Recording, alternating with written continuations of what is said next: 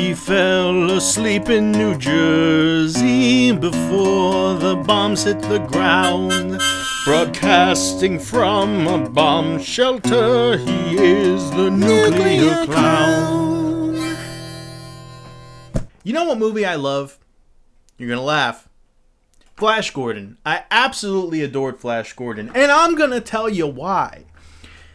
In movies, there's a certain ratio of how silly this is supposed to be and what I, as a movie-going individual, am willing to accept. And if you come at me, bro, with a movie that is kind of intentionally silly and not really taking itself too seriously, then as a natural kind of byproduct, I'm willing to accept way more crap than normal as far as plot holes and inconceivable things and people doing things that are just silly.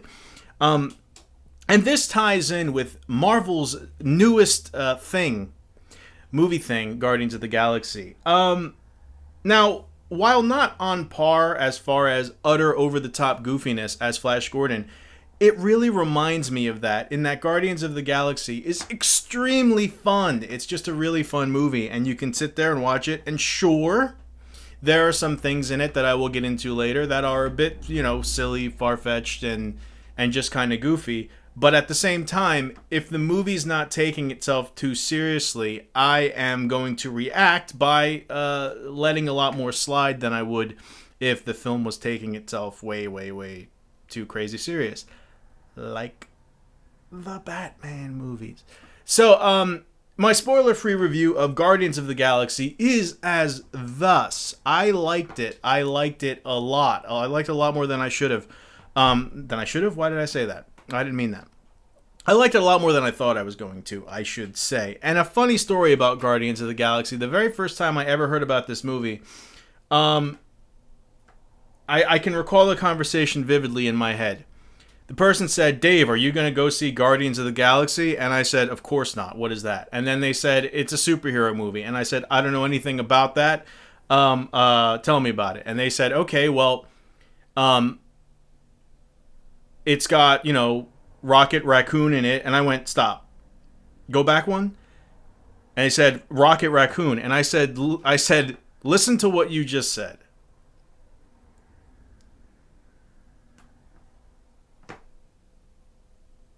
And that was really all I thought about Guardians of the Galaxy at the time.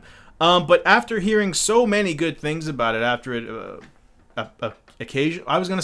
occasionally came out. I guess it occasionally came out. Once is an occasion, I suppose. But once it came out and it started getting all these really good reviews, I figured, hey, I'm bored and no one wants to spend time with me, so I will go see this cold and alone.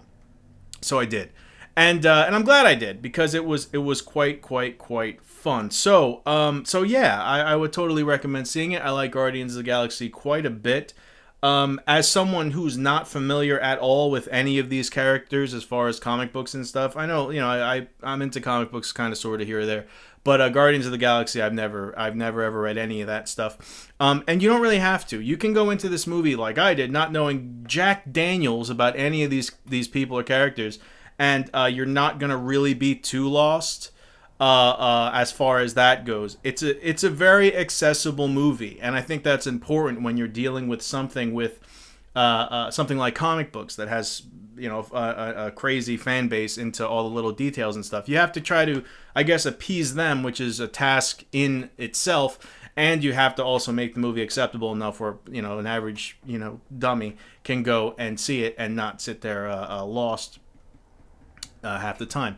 So that ends my spoiler-free review. I'm about to spoil the crap out of some stuff, so if you don't like to be spoiled rotten, the door is that way. Okay, my spoiler-free review. What a fun movie this was. This was an incredibly fun movie. I can't remember the last time I had such a good time at a movie theater that did not involve a trench coat and nothing else, huh?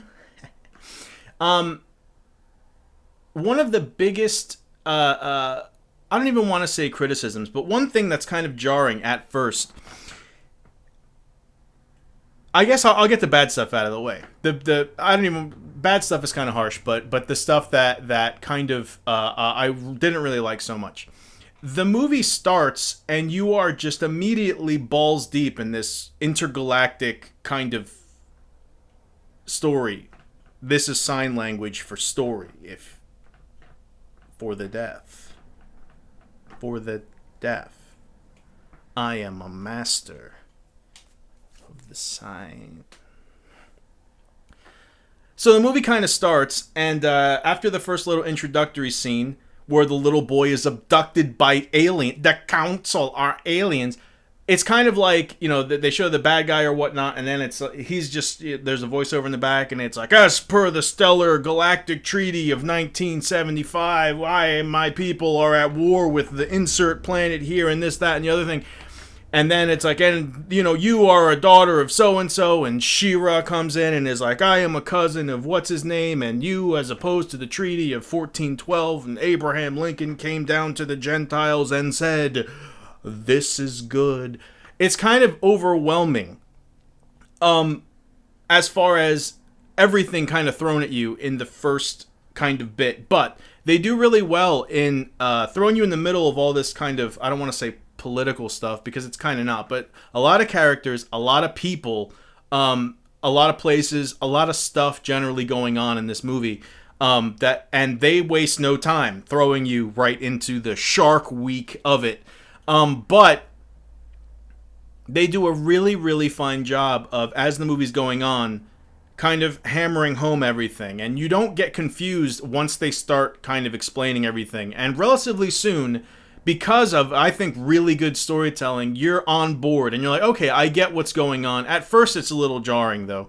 But really, I mean, in a first superhero movie of a franchise, because there will be more of these, it's kind of unavoidable, I guess. They got a lot to get through, so I thought they handled it well, but there was just something about...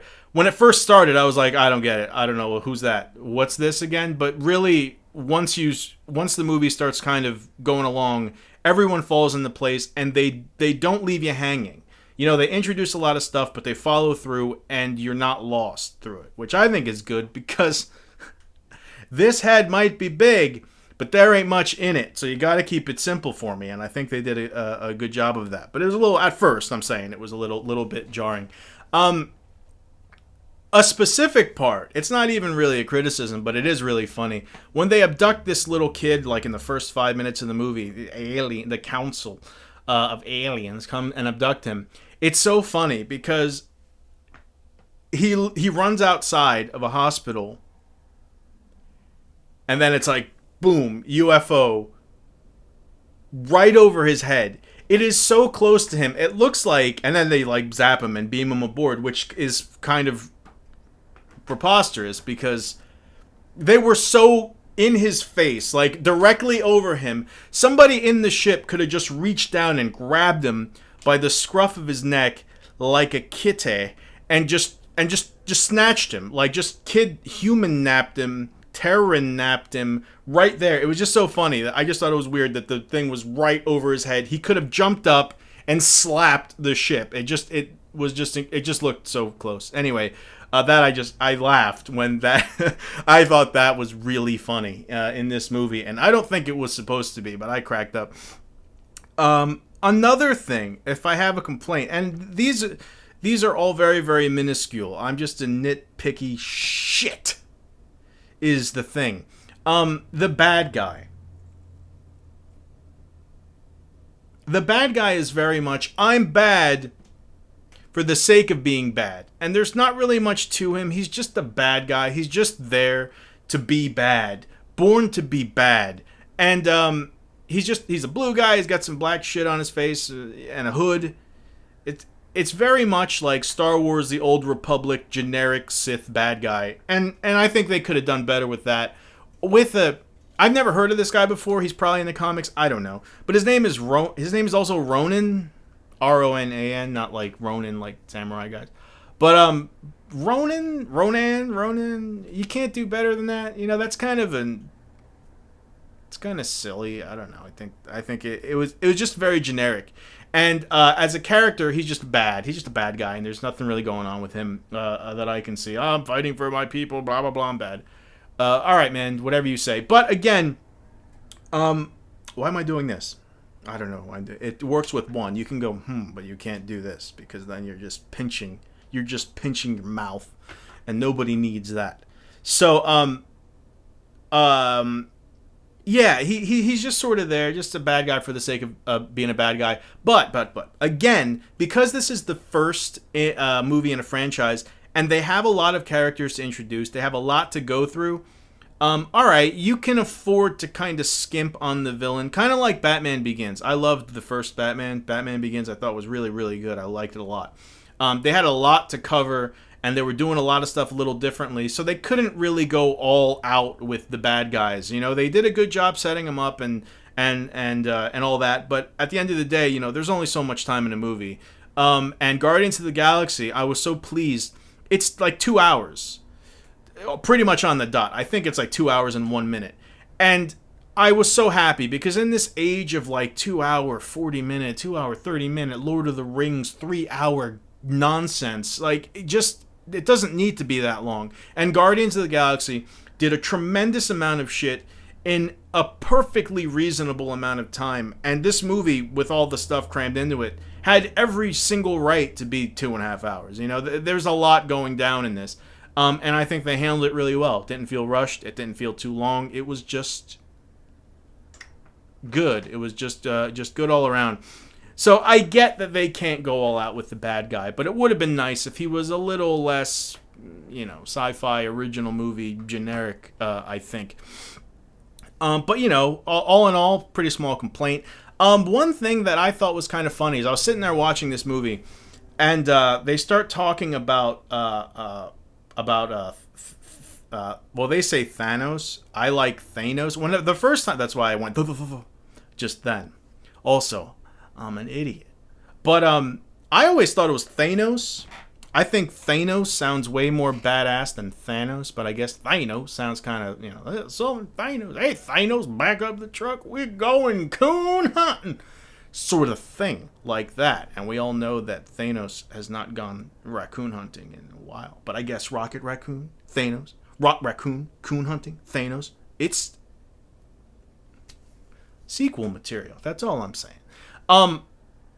And when they first started bringing up, you know, Thanos, I thought, and then they showed him, and I was like, oh, it's Thanos. They meant Thanos, but really I'm stupid, because I'm probably saying it wrong all these years. But I had forgotten that this was a Marvel movie, and it's kind of strange, because when you think of Marvel movies recently, you know, with all the Avengers and stuff, it's all very, like, New York-centric and East Coast, you know, Biggie, and all that.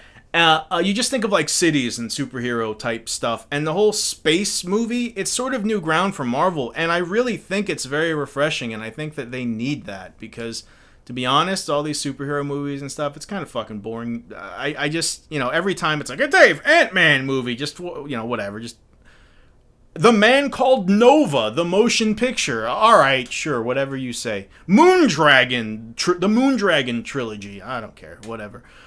So doing the whole kind of cosmic thing, like Thor. Thor, the first Thor anyway. I didn't see the second one, but the first Thor, like, I want to say half of it, maybe even more, was like a high fantasy D&D type adventure. I thought that was really, really a neat thing. It was very refreshing, is what I'm saying.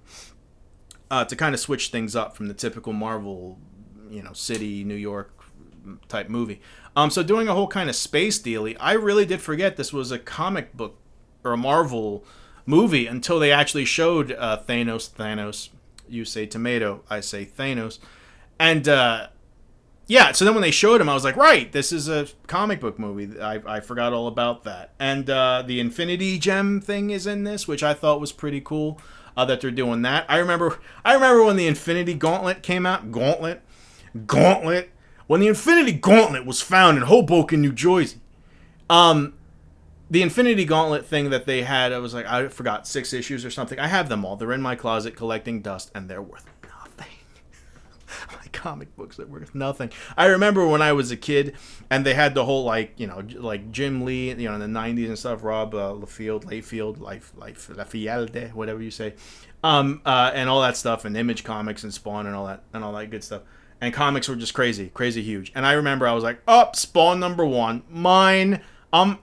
This is my second house right here. Spawn #1, put that away. What? Superman's dying. Give me 3 of those. What? There are 4 different Supermen, and one's in an iron suit, and one's a kid, and one's a Terminator, and the other one's got, rad cool sunglasses. Give me 6 of each. That's my Corvette right there. Oh, what? Doomsday killed Oh, Doomsday's back again? Oh, give me 8 of those bitches. Oh, God, I'm going to buy a college with this.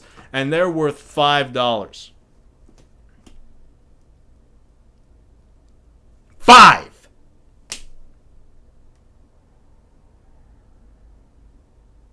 The world is not a good place for the bald and the bold.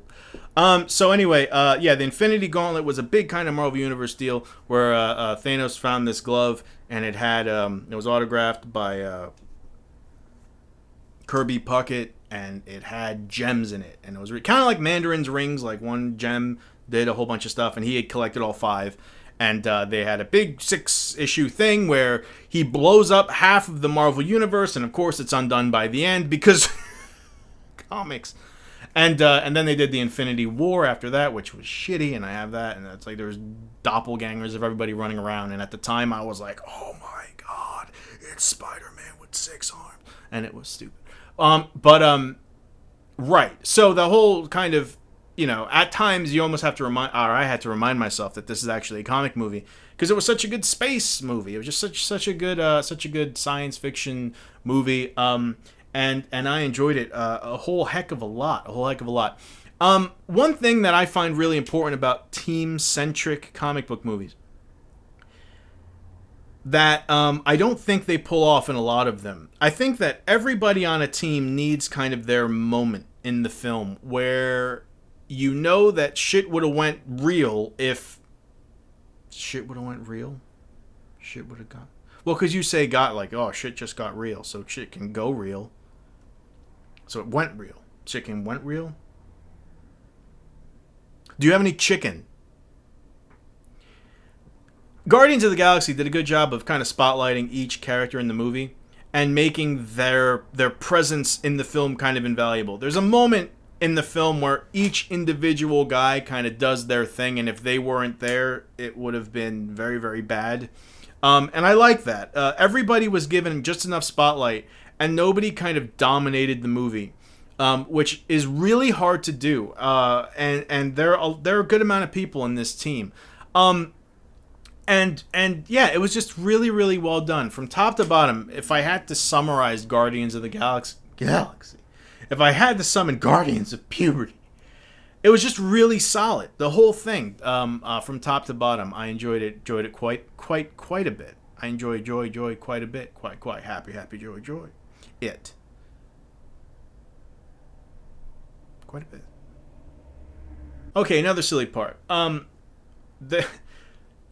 Where the girl gets blown up in a little spaceship, like a shuttlecraft or something, and gets blown up.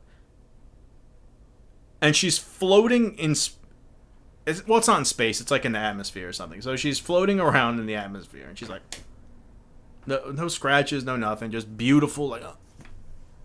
Oh, dude, I'm blown up. Oh. And she's starting to freeze, and then, like, the bad guy saves her. And I was like...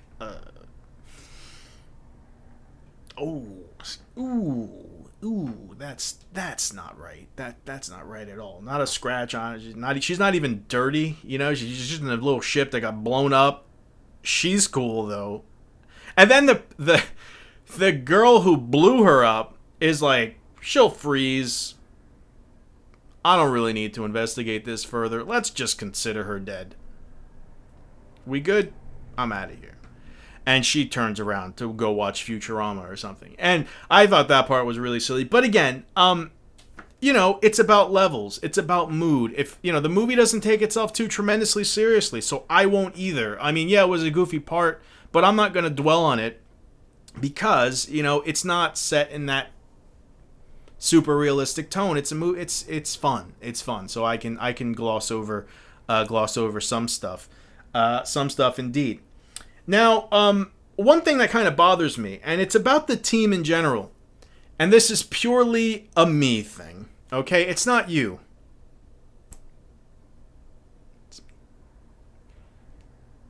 I have certain rules for my superhero teams, and there is a very important rule about colors. You can't have two green people on the same team. I'm sorry. It bothers me. It bugs me. I know that Drax, the Destroyer, in the movie at least, he's like a dark green. I think in the comics he's more like a Martian Manhunter type, like lighter green. So anyway, you got the girl who's like light green, and you have him who's very dark green. I don't like that. I don't like that at all. And it bothers me a lot. And I know you'll say, well, Dave, there's 9 blue people in X-Men, but there's 87 people in the X-Men. You're going to have, funky colored people overlap. Beast, Nightcrawler, and I don't know, Mystique, and just 900 different X-Men are blue or something. But they suck, so we're not going to talk about them. That bugs me. And I know it's silly. I know it's stupid. I'm coming to you so that you may help me with my problem with this team having 2 green-skinned people on it. I just don't think that I like diversity in colors with my green folks. Okay? Another thing about Drax the Destroyer has practically nothing to do with the movie, but it's a Dave thing again. He's a big, strong, bald maniac. I am one of those things. Well, bald maniac. The strong...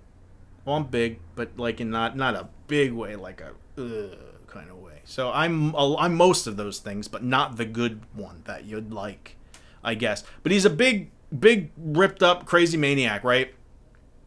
But he uses 2 daggers. He's got 2 daggers as his weapons. I can't tell you how much this bothers me. I can't. And you'll say, Dave, how come? All right. His name is Drax the Destroyer. Did I say Dax? I might have said Dax once or twice or every time. I don't know. I'm thinking of the Deep Space Nine girl with 2 daggers, which is a little better because it's a girl and 2 daggers. Anyway. Drax the Destroyer with 2 daggers. It would be like if Conan the Barbarian used 2 Derringer pistols. When I see the big, strong muscle guy, I think of just an enormous, like, 2-handed weapon, an axe, giant sword, or something like that.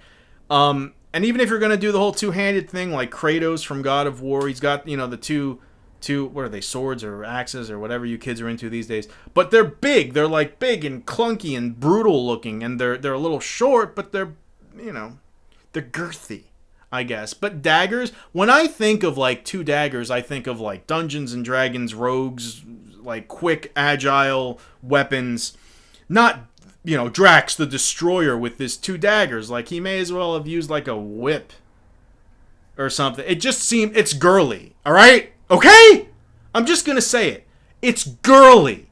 2 daggers for a big, strong muscle guy. It just doesn't work for me. I'm sorry. I'm sorry. I'm racist against daggers. But yeah, it's just the mix. I kind of. It's a little wimpy. A little wimpy there. Speaking of Drax the Destroyer, I like wrestling, and I'm bald and I'm fat, and that's it. That's my social life right there. Sorry, this is why I'm sitting here doing YouTube videos, because I ain't got no dates. Let's put it that way. But Drax the Destroyer is played by Batista, and I know Batista, I like wrestling. I was never really a big Batista fan. I kind of like this whole bad guy thing, the whole, at the Slammy Awards when he did the Kanye West thing. That was just funny. That cracked me up. And then he left and he came back and he looked kind of confused out there. I don't know what to tell you, but it was not taken too well when he came back, I guess. But anyway, so when I heard he was in this, I was like, oh, okay, well, that's kind of interesting. My brother actually told me he was in a movie before this, I think Riddick or something like that. I don't know. I didn't see it. But what a surprise. I mean, when I heard that they cast him in this movie, I thought, okay, well, he's playing like the big dumb strong guy. Every team's got to have one in comic books, that's fine. And, probably do good, just sitting in the background, looking muscular and not speaking. All right, you don't need too many acting chops to do that. Boy, was I surprised, because Drax the Destroyer has a pretty significant part in this film. Really, they all do. And I love that every single character on the team was thoroughly done, fleshed out. They all had their moments. They all were memorable. And again, that's really great. There was no Hawkeye on this team, if you know what I'm saying. Hawkeye sucks. And I think that was really great, and his performance was really good. I thought he didn't come off like oh, just some wrestler thrown in there because he's big and muscular. I honestly thought that Dave Bautista did a really great job as Drax the Destroyer, and he had plenty of lines, and he was a very big part of this movie, and it was just such a nice surprise to see that. It was really, really good, and color me bad, and color me Batista, but don't color me green, because there's too many greenies on this teamies.